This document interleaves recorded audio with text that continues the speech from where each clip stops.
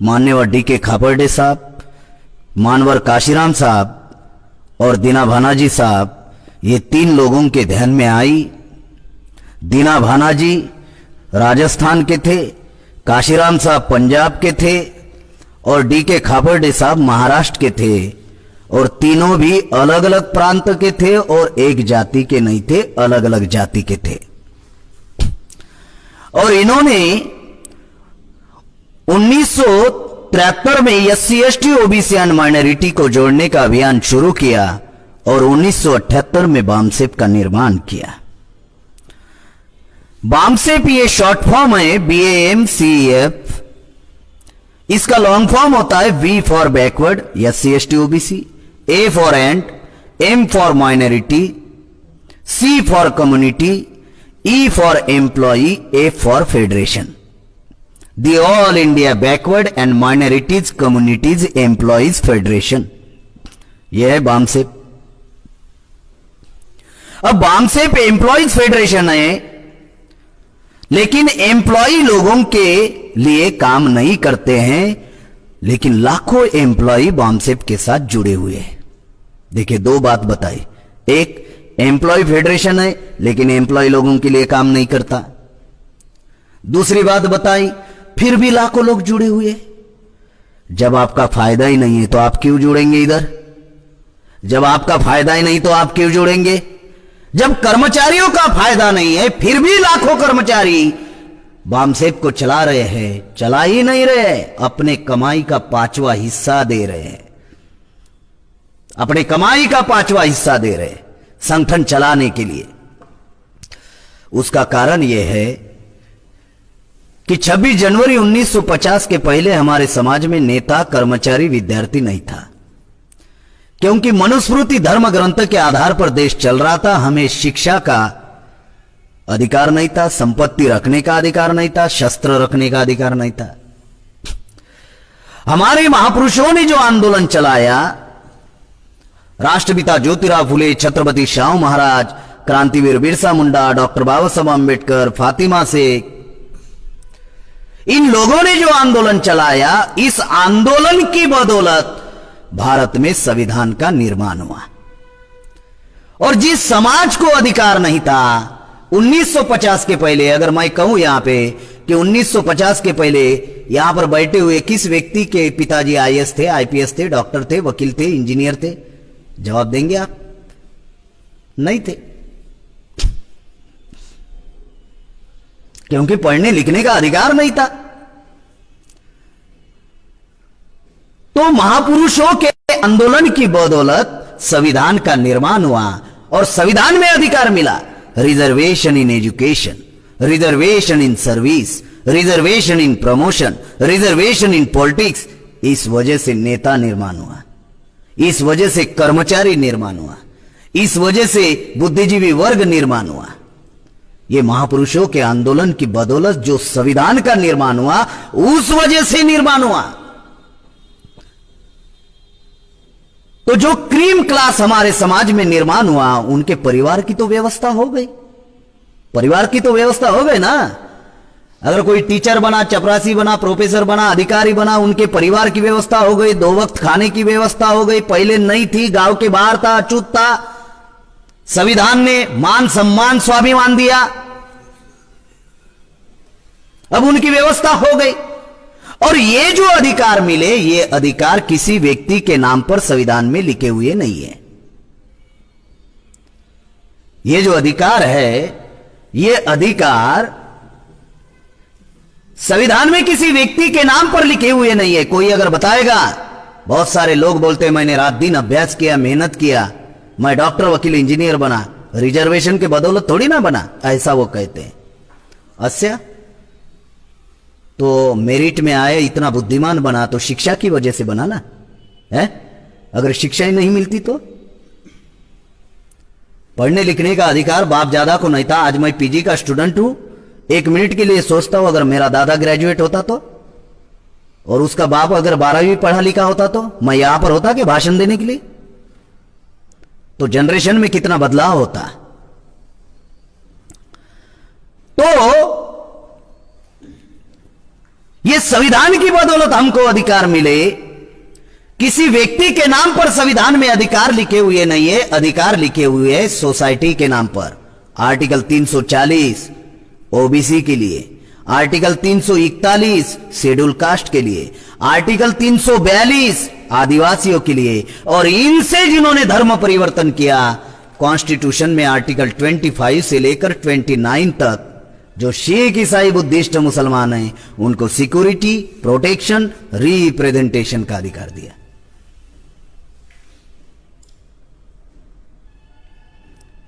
बहुत जो महत्वपूर्ण बात बता रहा हूं उसको समझना बहुत जरूरी है। बाइबल एक डिसिप्लिन है, कुरान एक डिसिप्लिन है, लेकिन देश संविधान पर चल रहा है। यह बात हम लोगों ने भूलनी नहीं चाहिए। एक डिसिप्लिन है, धर्म एक जीने का साधन है, इंसान के लिए अनुशासन है कि समाज व्यवस्था में, क्योंकि हम पत्थर नहीं है, जानवर नहीं है, इंसान है, तो इंसान को किस प्रकार से समाज व्यवस्था में जीना है उसका वो रूल एंड रेगुलेशन है। लेकिन जो देश चल रहा है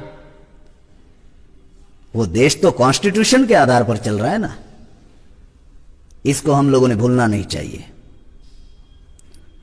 किसी धर्म को हम मान सकते हैं, किसी धर्म का पालन हम कर सकते, उसका अनुशासन हम लोग फॉलो कर सकते हैं।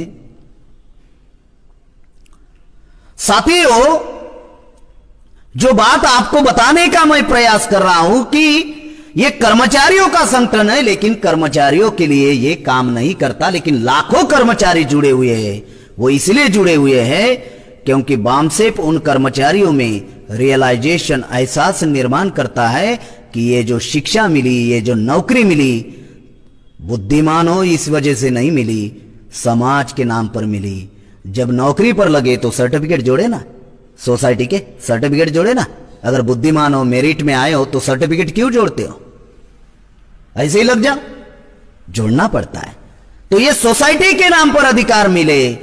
अगर समाज के नाम पर अगर शिक्षा, नौकरी, संपत्ति, ये सब कुछ अगर मिला है तो फिर समाज को पे बैक होना चाहिए। इसलिए पे बैक टू सोसाइटी, जिनमें यह एहसास होता है कि मुझे समाज के नाम पर यह सब कुछ मिला, मुझे महापुरुषों के आंदोलन की वजह से सब कुछ मिला, जिस वजह से मेरा परिवार चल रहा है, ये जिनमें एहसास होता है वो लोग अपने कमाई का कुछ हिस्सा बामसेप में देते हैं। इसीलिए बामसेप में कर्मचारी काम करते हैं। ये उसका कारण है कि जो कुछ भी मिला महापुरुषों के आंदोलन की वजह से मिला, संविधान की वजह से मिला। उस अधिकारियों को बचाकर रखना हमारा काम है। इस वजह से वो लोग जो है बामसेप को मदद करते, सपोर्ट करते हैं, क्योंकि कर्मचारी के परिवार का बंदोबस्त हो गया। लेकिन करोड़ों लोग ऐसे हैं, करोड़ों मजलूम ऐसे हैं जो आज भी 2 वक्त के खाने के लिए परेशान है। भारत में 83 करोड़ लोगों की दिन की इनकम 6 से 20 रुपया है। 83 करोड़ लोग ग्राम पंचायत का चुनाव नहीं लड़ सकते, उसकी अनामत रकम नहीं भर सकते। चुनाव प्रक्रिया से बेदखल कर दिया 83 करोड़ लोगों को। तो इसलिए इस देश में ये व्यवस्था चल रही है। साथियों, बामसेप 1978 में निर्माण हुआ, तब एक ही बामसेप के पूर्णकालीन प्रचारक थे मानवर काशीराम साहब। और जब 1984 में मानवर काशीराम साहब ने बसपा बनाई, तब बामसेप सिर्फ 13 राज्य और 140 जिलों का संगठन था। 13 राज्य और 140 जिलों का संगठन था। अब बामसेप एम्प्लॉय फेडरेशन है। एम्प्लॉयियों को सिविल कंडक्ट रूल लागू है, और सिविल कंडक्ट रूल के अनुसार जो कर्मचारी होता है वो कर्मचारी किसी पॉलिटिकली पार्टी का प्रचार नहीं कर सकता। बंगाल में ये रूल बनाया टीचरों के लिए, लेकिन कॉन्स्टिट्यूशन में ऐसा कोई रूल नहीं है। कॉन्स्टिट्यूशन में सिविल कंडक्ट रूल में किसी भी पॉलिटिकली पार्टी के बैनर तले कोई कर्मचारी प्रचार नहीं कर सकता। तो इसलिए बामसेप जो है ये नॉन पॉलिटिकली है, नॉन रिलीजियस है, किसी धर्म का प्रचार नहीं करता और नॉन एजिटेशनल है, संघर्ष नहीं कर सकता। साथियों, जब काशीराम साहब ने बसपा बनाई तो बसपा पॉलिटिकली पार्टी थी, इस वजह से उनका और बामसेप का कोई संबंध नहीं था 84 के बाद में। तब मान्यवर खापर्डे साहब ने, जो बामसेप के वर्तमान के राष्ट्रीय अध्यक्ष वामन मेश्राम साहब है, जब वामन मेश्राम साहब पढ़ाई कर रहे थे, बाबा साहब आंबेडकर ने जो मिलिंद विद्यालय बनाया औरंगाबाद महाराष्ट्र में, वहां पर पढ़ाई कर रहे थे। पढ़ाई करते हुए ही बामसेप से जुड़ गए। 1978 से मेश्राम साहब जुड़े हुए थे, लेकिन 84 में वामन मेश्राम साहब नौकरी कर रहे थे बीएसएनएल में, नांदेड़ महाराष्ट्र में, नांदेड़ जिला है। तो जैसे ही काशीराम साहब ने 84 में बसपा बनाई, वैसे ही खापर्डे साहब ने वामन मेश्राम साहब के सामने प्रस्ताव रखा कि अभी आपको नौकरी छोड़नी होगी। मेश्राम साहब ने उनके प्रस्ताव को स्वीकारा और स्वीकार कर 1984 में नौकरी छोड़ी और उन्होंने अपने जीवन में कुछ निर्णय लिए। पहला निर्णय कि मैं एक दिन एक रात बेवजह एक जगह पर नहीं रुकूंगा। निरंतर चलते रहे, रेलवे में चले, बस में चले, ऑटो में चले, टोटो में चले, टू व्हीलर पर चले, साइकिल पर चले।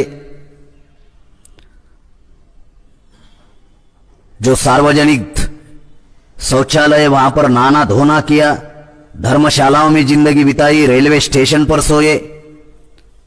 और उन्होंने आज ये संगठन बामसेप 31 राज्य का संगठन बनाया और 550 जिलों का संगठन बनाया।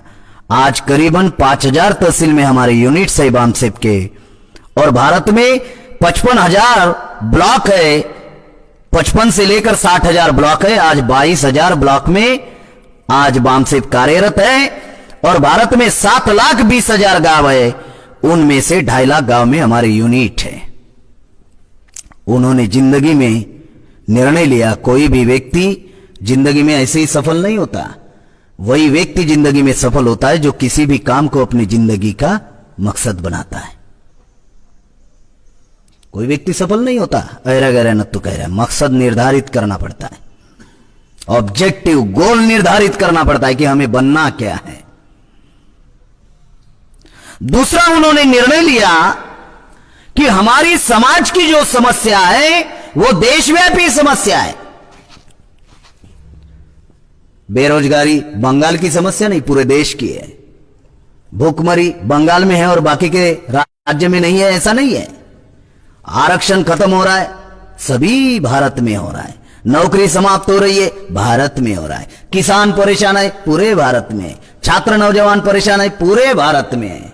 जाति व्यवस्था पूरे भारत में है। तो समस्या हमारी देशव्यापी है, तो आपका संगठन भी देशव्यापी होना चाहिए। उन्होंने दूसरा निर्णय लिया कि संगठन देशव्यापी होना चाहिए।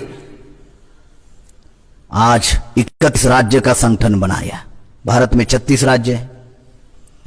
दूसरा, उन्होंने निर्णय लिया कि समस्या एक जाति की नहीं है, तो जो भारत में SC ST OBC and minority में जो 6,743 जातियां बनाई, ये 6,743 जातियों की समस्या है, तो संगठन एक जाति का नहीं होना चाहिए। इसलिए 6,743 जातियों के प्रतिनिधि इस आंदोलन में होना चाहिए।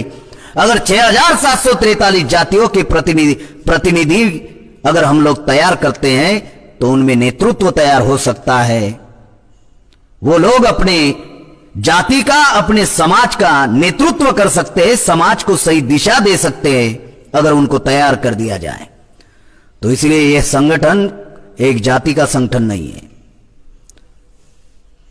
आज 6,743 जातियों में से 3,600 जाति के लोग हमारे साथ मिलजुल कर काम कर रहे हैं।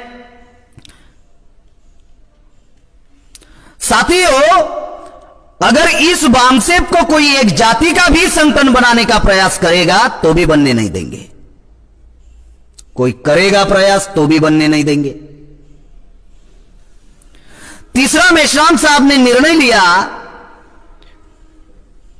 आज मेश्राम साहब की उम्र, वामन मेश्राम साहब की उम्र आज 64 साल की उम्र है, 64 ईयर्स। उन्होंने निर्णय लिया कि मेरे जीते जी बामसेफ का आंदोलन समाप्त नहीं होना चाहिए। इसलिए उन्होंने निर्णय लिया कि यह आंदोलन नेक्स्ट जनरेशन में कन्वर्ट होना चाहिए। इसलिए बामसेफ के द्वारा 85 ऑफशूट विंग बनाए। 85 ऑफशूट विंग, 85 ऑफशूट विंग। जो हमारे अभी एक साथी ने पूछा कि अगर ये कर्मचारियों का संगठन है, मैं तो कर्मचारी नहीं हूं, बांग्ला में बोल रहे थे लेकिन थोड़ा समझ रहा था, क्योंकि मैं भी तो 11 दिसंबर से बंगाल घूम रहा हूं और अभी इधर ही रहूंगा, तो मैं भी कोशिश कर रहा हूं थोड़ा समझने की, सीखने की। आपके बंगाल का अगर राज्य का प्रभारी हूं तो मुझे बांग्ला को समझना होगा, सीखना होगा, तब ना इधर माहौल खड़ा होगा। तो बामसेफ कर्मचारियों का संगठन है, तो मैं नॉन एम्प्लॉय हूं, मैं बामसेफ में कैसे काम कर सकता हूं? इसका भी समस्या का समाधान बामसेफ ने किया और आंदोलन को नेक्स्ट जनरेशन में कन्वर्ट करने के लिए हम लोगों ने 85 ऑफशूट विंग बनाई। उसमें विद्यार्थी युवा बेरोजगार मोर्चा के संगठन है, राष्ट्रीय किसान मोर्चा है, महिलाओं का संगठन है, राष्ट्रीय मूल निवासी महिला संघ, डॉक्टरों का संगठन बनाया, Indian medical professional association, engineer लोगों का संगठन बनाया, इंडियन इंजीनियर्स प्रोफेशनल एसोसिएशन, जो सिख, ईसाई, बुद्धिस्ट, मुसलमान है, जैन है, लिंगायत है, इनको जोड़ने के लिए संगठन बनाया, राष्ट्रीय माइनॉरिटी मोर्चा। फिर इसके अंतर्गत 6 संगठन कार्यरत है, राष्ट्रीय मुस्लिम मोर्चा, राष्ट्रीय क्रिश्चियन मोर्चा, राष्ट्रीय जैन मोर्चा, बुद्धिस्ट इंटरनेशनल नेटवर्क। ऐसे 85 संगठन हम लोगों ने बनाए। आज जो छात्र नौजवान हैं, वो छात्र नौजवान को अगर हम लोग 10 साल इस आंदोलन में इन्वेस्ट करने के लिए अगर उनको तैयार करते हैं, तो आने वाले दिनों में यह आंदोलन नेक्स्ट जनरेशन में कन्वर्ट हो जाएगा। मान लीजिए किसी छात्र नौजवानों की उम्र 20 साल की है, अगर वो आंदोलन में 10 साल इन्वेस्ट करता है तो 10 साल बाद उसकी उम्र सिर्फ 30 साल की रहेगी। अगर उसकी उम्र 25 साल की है तो 10 साल बाद उसकी उम्र 35 साल की रहेगी। अगर उनकी उम्र 30 साल की है, अगर उसने 10 साल इस आंदोलन में लगाए तो ज्यादा से ज्यादा 40 साल की उम्र रहेंगी। 10 साल का मामला है। 6 लाख गांव में संगठन पहुंचाने के लिए अगर छात्र नौजवान अपनी जिंदगी के 10 साल अगर लगाते हैं तो बूढ़ा भी नहीं होने देंगे, भरी जवानी में देश चलाने लायक बनाएंगे। और ये हवा में नहीं बोल रहा हूं, कभी जूते चप्पल सिलाने वाले लोगों ने सोचा नहीं था सियासत पर बैठेंगे। बैठ गए ना, यूपी में 3 बार मुख्यमंत्री बने ना। आज लगे तो वो बेच दिया संगठन को, ब्राह्मणों के साथ मिलजुल कर काम कर रही, वो अलग बात है। लेकिन जिन्होंने कल्पना नहीं की थी, संविधान ने बना दिया ना राष्ट्रपति KR नारायण, रामनाथ कोविंद, कोरी जाति का शेड्यूल कास्ट। कभी सोचा था हमारे लोगों ने, जो गांव के बाहर जिनके साथ अछूत का व्यवहार होता था, उन्होंने सोचा था राष्ट्रपति बनेंगे देश का? संविधान ने बनाया भाई। कभी सोचा था हमारे चप्पल जूते का काम करने वाले लोगों ने कि साला मुख्यमंत्री भी बनेंगे? 3 बार बनाया उधर यूपी में, संविधान ने बनाया, इस विचारधारा ने बनाया, आंदोलन ने बनाया। तो यह कोई काल्पनिक कथा तो नहीं बोल रहा हूं। और किस आधार पर बोल रहा हूं? क्योंकि समाज जिनको अपना नेता मानता है, आज उनकी उम्र 60 के ऊपर है, 10 साल बाद मरने के कगार पर है। मुझे नाम बताओ, उनकी एज बताता हूं।